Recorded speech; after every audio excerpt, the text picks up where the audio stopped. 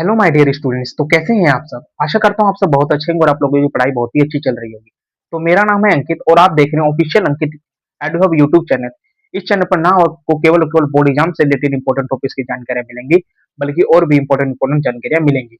तो आज की जो हम डिस्कस करेंगे, आज की वीडियो में हम डिस्कस करेंगे क्लास 10 जो साइंस का जो सिलेबस है, उसको हम ओवर रिव्यू करेंगे, उसको देखेंगे, समझेंगे और जानेंगे कि कैसे हम जो क्लास 10th है, जो साइंस का जो सिलेबस है, उसको हम कैसे-कैसे पार्शली पार्ट्स में डिवाइड करके और बहुत ही कंसाइज़ फॉर्म में हम उसे कंप्लीट कर लें।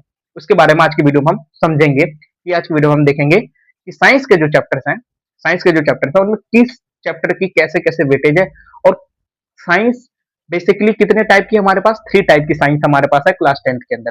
3 टाइप कौन-कौन से हैं? एक है chemistry and second is physics and third is biology, जिसे आप बायो भी बोल देते हैं शॉर्ट फॉर्म में।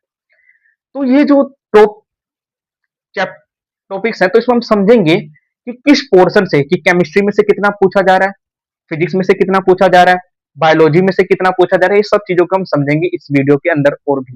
ठीक है, तो चलिए स्टार्ट करते हैं। तो आप देख रहे हैं ऑफिशियल अंकित एडुहब यूट्यूब चैनल और आज का जो हमारा डिस्कशन का पार्ट है कंप्लीट क्लास 10 साइंस सिलेबस। कि आज हम साइंस के जो सिलेबस है, तो आज की वीडियो में हम क्या करेंगे? सबसे पहले हमारे पास साइंस साइंस कितने टाइप के हमारे पास? Chemistry, physics, biology. केमिस्ट्री है, फिजिक्स है, बायोलॉजी है। केमिस्ट्री से मतलब क्या समझते हैं? केमिस्ट्री का बेसिकली मतलब क्या है कि जहां पे आपको रिएक्शंस देखने को मिले, आप इसके अंदर क्या पढ़ेंगे? ज्यादातर रिएक्शंस पढ़ेंगे। और केमिस्ट्री का मतलब जो सिर्फ रिएक्शन से नहीं है, ये आप अपनी डेली लाइफ के अंदर देख सकते हैं। डेली लाइफ के अंदर एग्जाम्पल के तौर पर कैसे देख सकते हैं? जैसे कि पानी, पानी भी एक केमिकल रिएक्शन है। पानी भी क्या है? एक chemical reaction. Hydrogen plus oxygen H2O, ये भी क्या है? केमिकल रिएक्शन है। ठीक है, तो आप इसको डेली लाइफ के अंदर भी आप देख सकते हैं। पानी हो गया, आप आपने चाय बनाई, चाय भी क्या हो रही है? केमिकल रिएक्शन हो रही है। ये भी क्या हो रही है? केमिकल रिएक्शन हो रही है। कि केमिकल रिएक्शन का मतलब जरूरी नहीं कि सिर्फ हम जहां पे हमने सिर्फ केमिकल रिएक्शन देखी वही हमने पढ़ ली वही रिएक्शन है। नो, केमिकल रिएक्शन जो है वो बहुत सारे टाइप्स की हो सकती है और हमारे डेली लाइफ के अंदर भी हम उसका यूज करते हैं। उसका हमारे पास सेकंड जो आता है वो क्या है? फिजिक्स। फिजिक्स से तो आप सभी लोग जानते होंगे, फिजिक्स को तो आप सभी लोग जानते होंगे। पंखा है, लाइट है, ठीक है, वॉच होती है, घड़ियां हैं, वो भी क्या है? फिजिक्स का पार्ट है। तो ये सारी चीजें क्या है? फिजिक्स का पार्ट है। तो फिजिक्स के पार्ट को भी हम डिस्कस करेंगे। और last one is the biology. Biology से आप क्या समझते हैं? बायो का मतलब, बायोलॉजी में बेसिकली हम स्टडी किसकी करेंगे? ह्यूमंस की करते हैं। ज्यादातर केसेस में क्या करें? ह्यूमंस का इवोल्यूशन इवोल्यूशन के बारे में पढ़ेंगे, ह्यूमन के। जैसे कि चैप्टर का नेम भी है हेरिडिटी, ये इवोल्यूशन से ये डील करता है।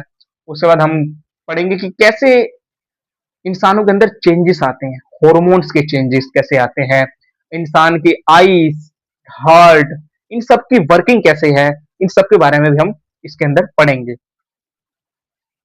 तो चलिए स्टार्ट करते हैं।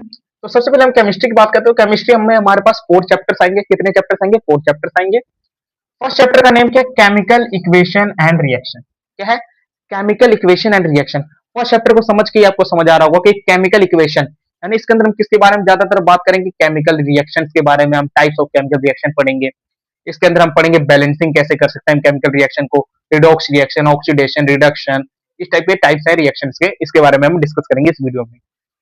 इसके बारे में भी हम डिस्कस करेंगे इस चैप्टर के अंदर।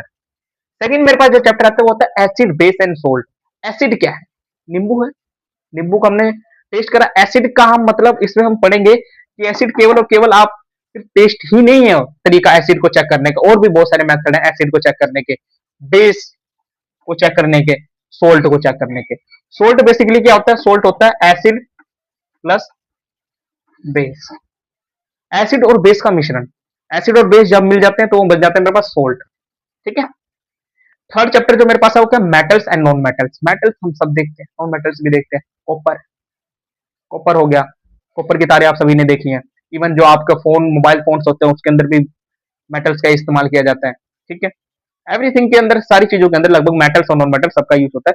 तो ऐसी चीजें नहीं है जिसके बारे में हम जानते नहीं, हम जानते हैं इन सब चीजों के बारे में पहले ही। Carbon and its compound most important topic है। बोर्ड एग्जाम में इस यहाँ से क्वेश्चन कंपलसरी आता है। Carbon and its compound chapter से कंपलसरी क्वेश्चन पूछता है। कार्बन एंड इट्स कंपाउंड में हम पढ़ेंगे कार्बन क्या है, एक चीज ध्यान रखें, ये पूरी दुनिया, ये पूरी अर्थ, ये पूरा यूनिवर्स किससे बना है? कार्बन से बना है। ठीक है, इवन ह्यूमन भी किससे बने? कार्बन से मिले। ठीक है, तो कार्बन के बारे में हम पढ़ेंगे और उसके कंपाउंड्स क्या होते हैं कार्बन के अंदर। ये बेसिकली आपका ऑर्गेनिक केमिस्ट्री का पार्ट होता है। मैं लिख देता हूं, मैं ऑर्गेनिक केमिस्ट्री का पार्ट होता है वैसे ये केमिस्ट्री, ऑर्गेनिक केमिस्ट्री का। उसके बाद हम फिजिक्स की बात करते हैं। फिजिक्स में ये जो 1 2 3 4, ये 4 चैप्टर जो है स्टार्टिंग के आपके, वो किसके हैं? केमिस्ट्री के। ठीक है, और केमिस्ट्री का वेटेज कितना है एग्जाम के अंदर? 25 मार्क्स का वेटेज है। कितना है? 25 मार्क्स का।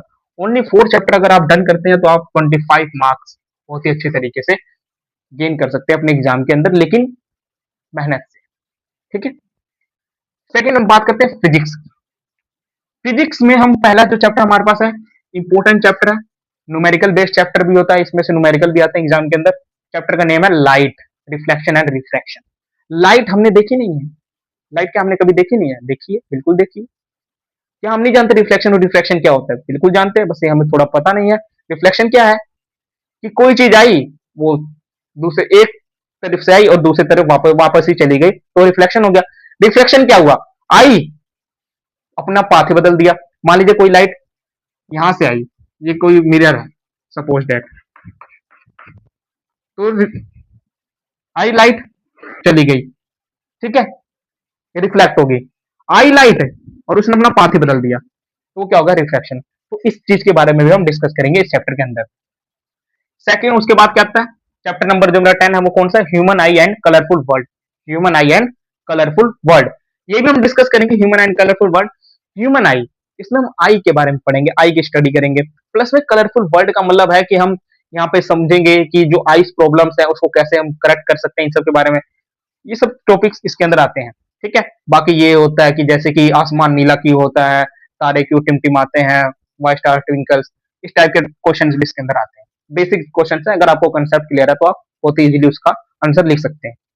इसके बाद मेरे पास एक आता है इंपॉर्टेंट टॉपिक, ये भी न्यूमेरिकल बेस्ड चैप्टर भी है, ये इलेक्ट्रिसिटी। बहुत ही इजी चैप्टर है, और अगर आपने इसको ध्यान से समझ लिया तो ये आपके मार्क्स इंक्रीज करा देगा एग्जाम्स के अंदर। उसके बाद आता है magnetic effect of electric current. Magnetic effect of electric current, कि मैग्नेटिक इफेक्ट होता है इलेक्ट्रिक करंट का। इलेक्ट्रिक करंट के बारे में हम पढ़ेंगे तो हमें पता चलेगा कि मैग्नेटिक इफेक्ट क्या होते हैं। मैग्नेटिक फील्ड्स से पढ़ेंगे, मैग्नेटिक फील्ड्स के बारे में पढ़ेंगे इसके अंदर। उसके बाद आवर एनवायरमेंट क्या पढ़ेंगे? आवर एनवायरमेंट, जो हमारा 13 चैप्टर है, लास्ट चैप्टर है जो इसका साइंस का, उसका नेम है आवर एनवायरमेंट।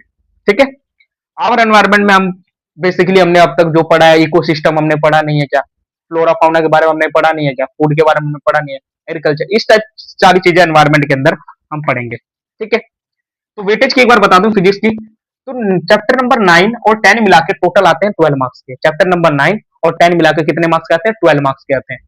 ऐसे चैप्टर नंबर 11 और 12 मिला के, चैप्टर नंबर 9 और 10 मिला के कितने मार्क्स के आते हैं? 12 मार्क्स के आते हैं।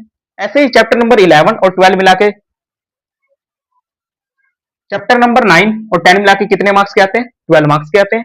ऐसे ही चैप्टर नंबर 11 और 12 कितने मार्क्स का आता है? 13 मार्क्स का आता है। और जो ये मेरा आवर एनवायरमेंट है, ये अकेला 5 मार्क्स का आता है। ठीक है, ये 5 मार्क्स में आता है, हमारा पूछता है।